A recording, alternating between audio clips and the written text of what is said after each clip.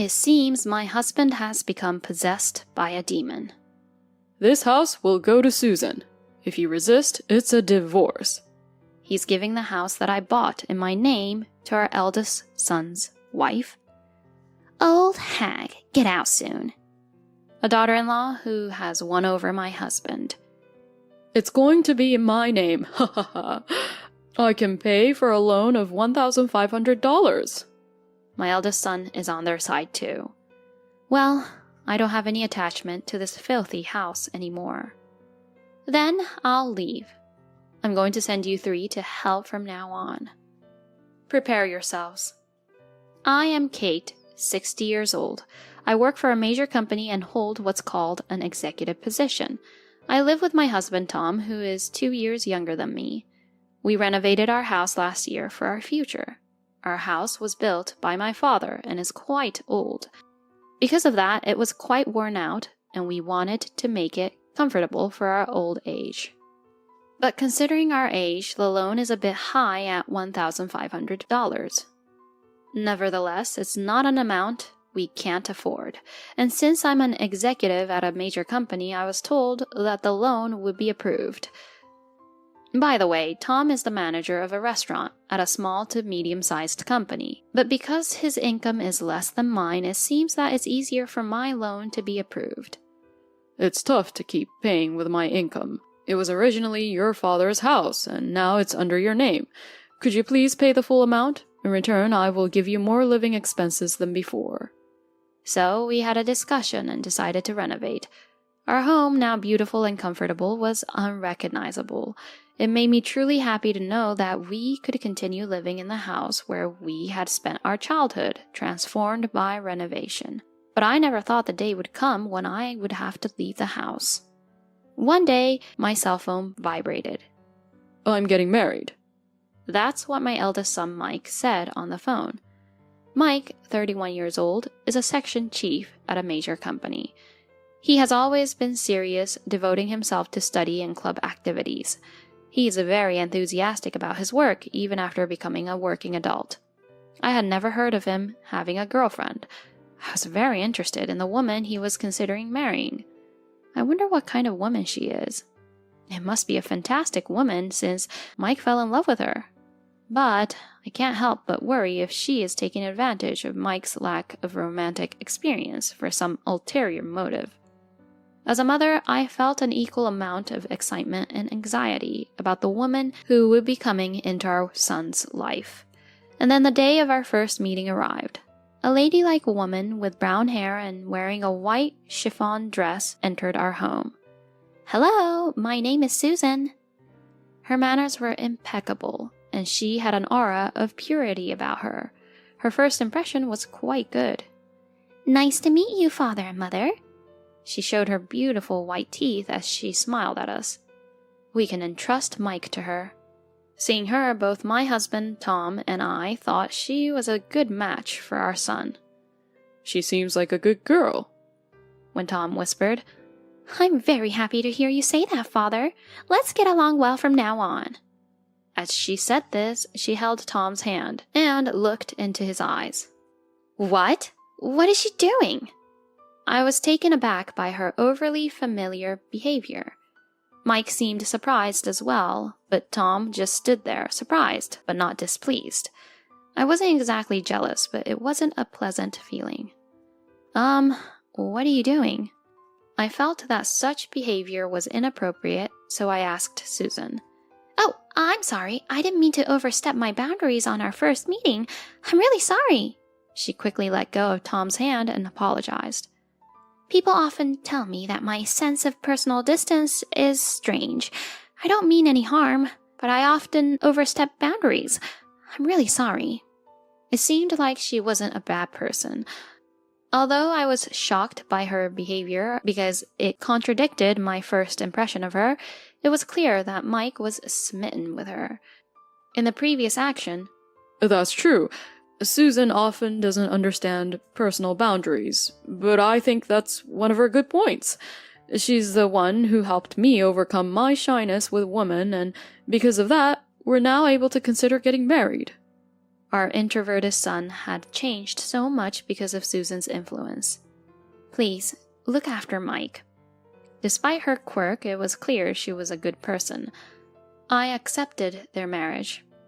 Things moved quickly and they were officially registered as a married couple a few weeks later. I prayed for their happiness from the bottom of my heart. Half a year after their marriage, something unexpected happened. I'm home. Huh? When I returned from work, I saw a pair of women's shoes at the entrance. In the living room, I found Susan. Oh, mother-in-law, welcome back. There were empty cans and bottles of alcohol on the table. It seemed they had been drinking. What's this? I was puzzled as to why they would have a drinking party without Mike. Curious, I asked. Well, when I was about to return from work, I ran into Susan. She said she wanted to get to know me better, so we decided to have a drink. But since it's just before payday, I figured we'd be better off drinking at home. Why would they have a drinking party at home? If you're going to drink together, it would be better if Mike was there too. It might be a bit of an inconvenience for the newlyweds, but you could have had drinks at Mike and Susan's place instead, I say, tilting my head in confusion. Well, we could have done it at our place, but isn't this house super clean and nice? Plus, our place is a mess right now. Susan, whose speech was usually composed, is slurring her words. It's a surprise, considering she has been drinking. But why are they drinking together? Why didn't you invite Mike? It seems odd for a daughter-in-law to come to her in-law's house to drink, especially without her husband, who is newlywed. I have been looking for Mike ever since I saw them. He is working overtime because it's the busiest time of the year for him. I've been so lonely. Susan starts to cry as she says this. It's okay, Susan. It's not your fault. The one who's wrong is Mike for leaving you alone even though you just got married. Tom starts patting her on the head as he says this. Wah, Daddy. What is this situation? It's creepy. Hey, Tom, Susan is Mike's wife, right? It's not nice of you to do this to her. It's not fair to Mike. I reprimand Tom for his inappropriate behavior. And then, don't scold Daddy. Susan defends Tom. What? I was so surprised by the absurdity that I blurted it out. I had a lot to say, but I was too tired from work to deal with it all. I'm going to take a bath. Please clean up later. I sighed and fled to the bathroom, then called Mike to explain the situation. He agreed to interrupt his work and come to pick her up immediately. To me, Susan seems like a peculiar girl, but Mike must truly love her if he's going out of his way to pick her up despite being busy. I suspect that their married life may prove to be a bit of a challenge. I might turn into a disagreeable mother-in-law, but I've decided to offer some advice about their future married life once Mike arrives. Time flew by while I was pondering all this in the bath. When I headed to the living room, feeling a bit lightheaded from the heat, I found Mike had come to pick up Susan, but for some reason he was drinking even though he had driven here. Mike, you did drive here, right? Have you been drinking? When I asked, he answered in a drunken and cheerful manner. Susan wanted me to drink, so I just went with it. So I've decided to stay over tonight. I'm happy that my son will be staying over, but his bride-to-be, who has left a bad impression on me, is staying over too, and quite suddenly at that. Huh. To be honest, I was perplexed, but Mike has already had alcohol. I can drive you guys. I didn't want the bride to stay. Even though I was tired, I offered to drive them home, but... No way. That wouldn't be right. You must be tired too. Why don't you join us for a drink instead? Mike with his carefree smile. I didn't say anything further. Huh? At that moment, I felt something was off. Suddenly, Susan smirked. It was as if she was taking pleasure in my confusion. It must be my imagination, right? I tried to convince myself it was a misunderstanding, but unbeknownst to me, her tremendously dangerous plan had already begun. The next day, Susan repeatedly apologized for her blunder. I'm really sorry, she said as she left. I felt completely drained, like a storm had just passed. Then, when I returned home that day, Susan was there again, but there was no sign of Mike. I felt despair, but the situation seemed different from yesterday. I'm sorry for intruding again, but I really wanted to apologize, she said, offering me some sweets. I also went overboard. My bad. Tom seemed remorseful too. Although it upset me, it seemed like they were genuinely sorry. I decided to let it slide this time. I forgave them. Thank you. Susan seemed quite embarrassed about what happened and stopped visiting. To be honest, I didn't want to get involved much either, so I was grateful for this development. Then one day, Tom came over with a serious look on his face. There's something I want to talk about, he said. As I was wondering what it could be, Mike and Susan showed up at our house. It's been a while, I greeted them, but for some reason they ignored me. Did they not hear me? Just as I was beginning to wonder, Tom suddenly shouted out loud. I'm giving this house to Susan. If you oppose, we'll get a divorce. What? What kind of nonsense is he spouting? Giving the house to Susan? I don't understand. As I stood there stunned, Susan said, Mother-in-law, please leave. What? What does this mean? I am confused. Wait a minute. What do you mean you're giving the house to Susan? I asked Tom, and he answered. You've been harassing Susan all this time, haven't you? How dare you? Harassing her? That's a baseless accusation. That's absolutely not true. But he wouldn't listen to my protests. Shut up, she told me. That's why she was crying and couldn't come over. Tom kept yelling and Susan was crying. Why is this happening? Then Mike seemed to join in as if to help them. I can't believe you would do something like that, Mom. That's really low. The more I denied it, the angrier the two men became, and Susan just cried more. That's why I'm divorcing you. Get out right now. I'm going to keep living here with the two of them. Why do I have to give my house to Susan? When I asked. Because Susan is deeply hurt. I suppose we could have asked for division of property, but I thought of a better idea. I'm going to take this precious house of yours and give it to her. That should give you an appropriate sense of loss. Even though I'm not bullying, why do I have to be the one causing damage? It's unreasonable to think that Susan, who quit her job when we got married, can afford to pay a loan of $1,500. When I said that, don't worry, we'll put it in Mike's name. If it's his salary and place of work, we can change the name right away. Even so, it should be difficult to change the name if a loan is involved. If changing a loan was that easy, anyone could buy a house. I don't think the bank will approve. When I said that, Tom responded, You work for a big company and so does Mike, so it should be fine. Besides, I have a friend who works at the bank where you have your loan. I'm sure it'll be fine if we consult him. Where does that confidence come from, I wonder? That's right. A loan of $1,500 is nothing. Mike, full of confidence after Tom's words. It seems like it's becoming more likely that I will have to give up my house. I've said it many times, but I'm not bullying, so I absolutely won't give up the house. When I argue, the two get angry again. Oh, this is so tiresome. While I was getting fed up, Susan, who had been crying all this while, spoke up. Mother-in-law, for the sake of our child, please. Susan pleading as she strokes her stomach. Could it be? Mom, Susan is pregnant. If she continues to be mentally unstable, she might have a miscarriage. So, please give in. I am being informed of the pregnancy here. Certainly, stress is a great enemy during pregnancy. But to be forced to give up my house over a baseless accusation? I am left feeling frustrated. Let me be alone for a while.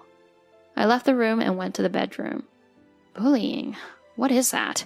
Could it be that I've done something terrible to Susan without realizing it? As I was worrying and lying down on the bed, What's this? There was brown hair on the bed. Tom's and my hair color is black. It's impossible for brown hair to be there. Is this a sign of infidelity? After the quarrel earlier, another terrible truth has come to light. My head is about to explode. I don't know what's what anymore. I fell asleep crying, and when I woke up it was night. As I tried to enter the living room, I heard voices. It seems that Mike and Susan haven't returned yet. I wanted to drink too. Susan, you can't because you're pregnant. Tom and Susan are having a great time. There's no room for me to join them. I'm depressed because of Susan's mysterious accusations. As I couldn't enter the living room, suddenly I heard a strange sound. Ah, Susan, I love you. Oh, Tom, you... Mike and my mother-in-law will find out, won't they? What? What are Tom and Susan doing? What on earth is going on? Don't worry, Mike's out cold from all the drinking. Plus, Kate has been in her room the whole time. She must be asleep by now. Is she sulking in her sleep? Hilarious! That brown hair probably belongs to Susan. It's disgusting. What were they doing in the bed I was sleeping in just a while ago?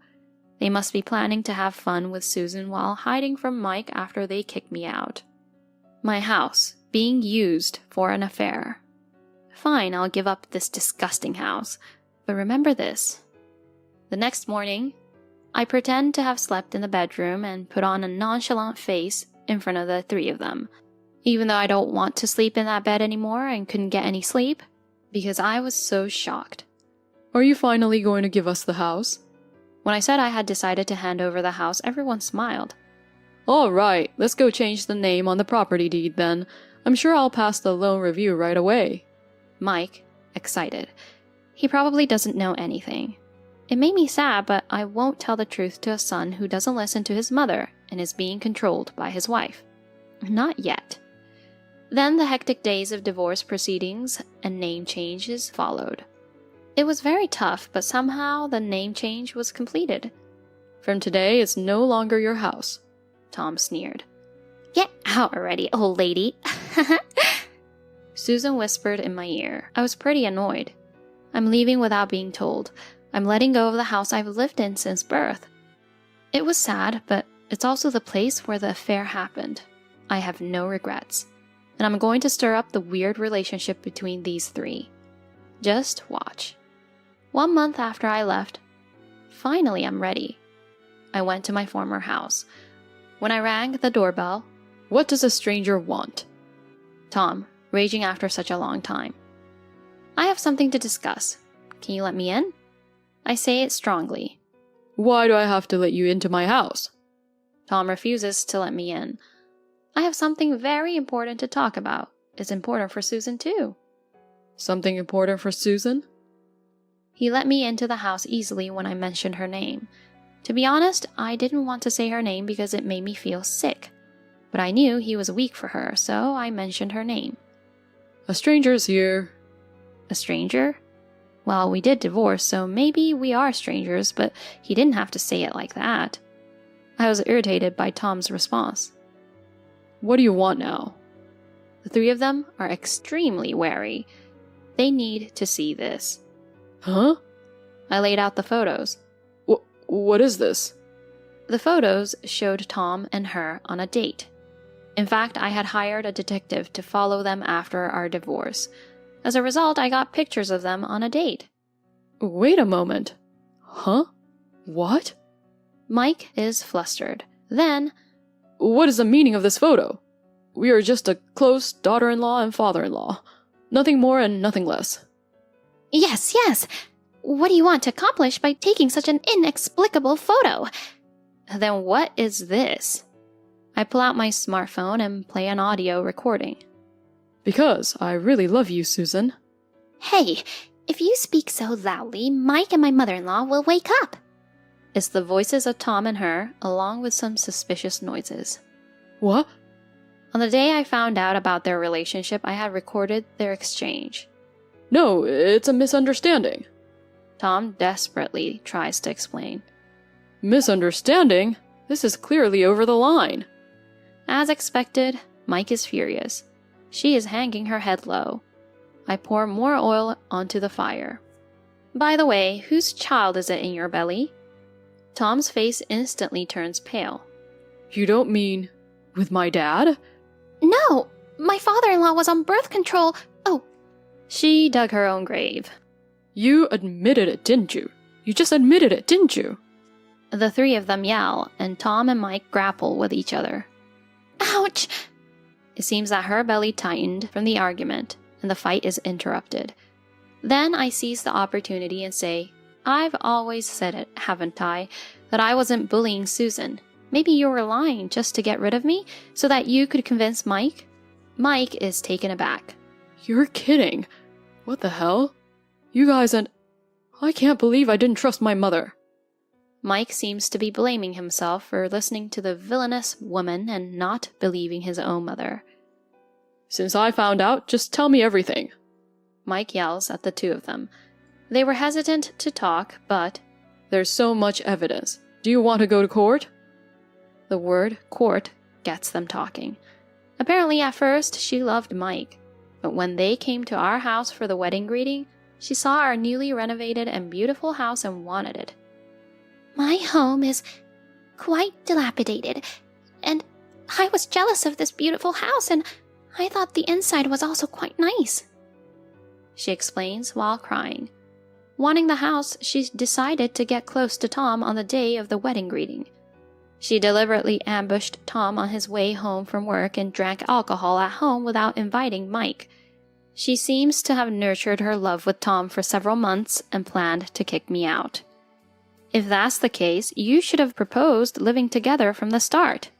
When I said that, she paused and then answered. I don't have a good image of a mother-in-law. My mother and grandmother at home are always fighting. My grandmother was bullying my mother, so I didn't want to live with a mother-in-law. To live comfortably in a beautiful house, I thought I had no choice but to get you to leave. Indeed, with such an image, she wouldn't want to live with a mother-in-law. But to be in love with her actual father-in-law? What did Mike think about this? I knew I was being used, but when she came to greet us, shook my hand, and smiled at me, I was already... Even though he knew he was being used, Tom, who had fallen in love, seems to have done this to discard me and keep her by his side. You guys are the worst. When Mike said that, the two of them began to plead and cried. After that, Mike, of course, divorced. When they checked the DNA of the child, who was born just in case, it turned out to be Tom's child. I won't pay child support. Saying that, Mike demanded division of property from the two. Of course, so did I. I never thought I'd have to demand division of property from my own father. I patted on Mike's head as he sighed heavily. We were driven crazy by a foolish woman. But the woman who will ruin her life more than us will probably regret it forever from now on. And my hunch was right. 2 years have passed since then. She remarried Tom and decided to never divorce but to stay together forever. She said it was for the sake of their child, and she put the child she gave birth to in daycare so she could work. So today, your papa came to pick you up. Apparently she's been looked down on by the other moms at the daycare. The children seem to be getting along well, but she's full of sadness because she can't make any mom friends. Moreover, when she explained to her own parents about the divorce and remarriage with Tom, they were furious, and all the anger was directed at Tom. They are now estranged. It's all her own doing. By the way, Mike is living alone in that house. I wanted to sell it, but that would be too cruel to my mother. After all, this is the house where my mother lived since she was born, isn't it? I can't sell a house full of memories like that. I told him it was creepy and he could sell it, but he said he was so full of guilt that he couldn't. And perhaps because I kept saying that house is creepy, he hired a house cleaning service and threw away all of Tom and her belongings. Mike, who did all that for me, said, Even though it was because of that woman, I did something horrible to my mother. You probably won't forgive me, but please meet me on a whim, come to my house, and let me honor you. And he gave me a gift of vacation tickets. He is truly remorseful. I can't forgive him yet, but I think I'll try to work hard to return to our original parent-child relationship.